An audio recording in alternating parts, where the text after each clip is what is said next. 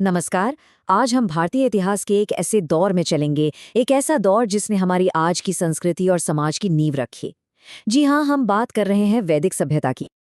देखिए, भारत का इतिहास तो बहुत विशाल है ना?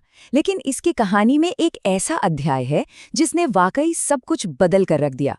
और वो अध्याय है वैदिक सभ्यता का, जिसे अक्सर भारत के इतिहास की सबसे गौरवशाली शुरुआत कहा जाता है।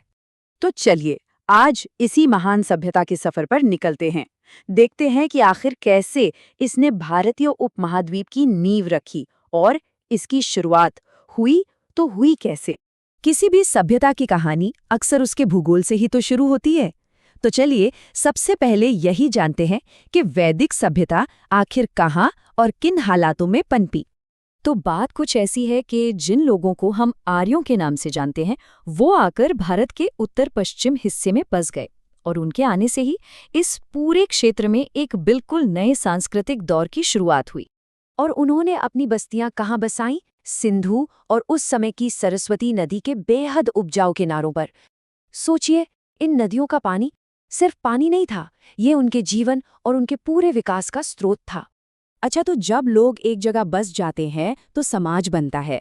और समाज की पहचान किससे बनती है? उसकी आस्था से, उसकी मान्यताओं से। तो चलिए अब जरा देखते हैं कि वैदिक लोगों की आध्यात्मिक दुनिया आखिर थी कैसी। वैदिक लोगों का नजरिया कमाल का था।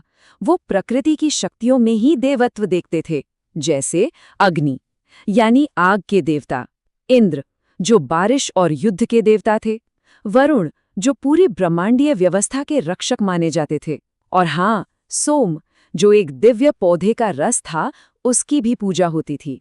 तो सवाल ये उठता है कि इन देवताओं से संपर्क कैसे किया जाता था। इसका जवाब है यज्ञ। जी हाँ, यज्ञ। पवित्र अग्नि के चारों ओर बैठकर मंत्रों और आहुतियों के साथ किया जाने वाला यज्ञ ही उनका देवताओं से बात करने का जरिया था।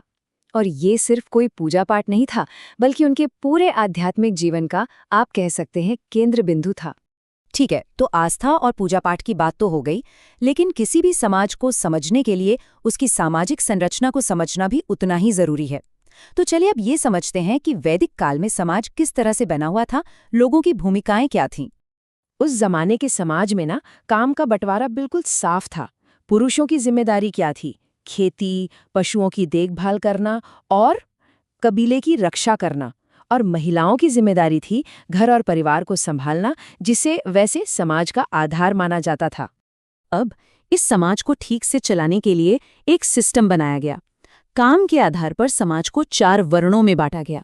पहले थे ब्राह्मण यानी शिक्षक और पुजारी, फिर क्षत्रिय जो योद्धा और शासक थे, तीसरे वैश्य यानी व्यापारी और किसान, और चौथे थे शूद्र जो सेवा का काम करते थे। और एक बहुत जरूरी बात, शुरुआत में ये व्यवस्था जन्म पर नहीं बल्कि कर्म पर आधारित थी। देखिए, समय के साथ हर सभ्यता बदलती है, ये तो हम सब जानते हैं, लेकिन वो हमेशा अपने पीछे एक विरासत छोड़ जाती है।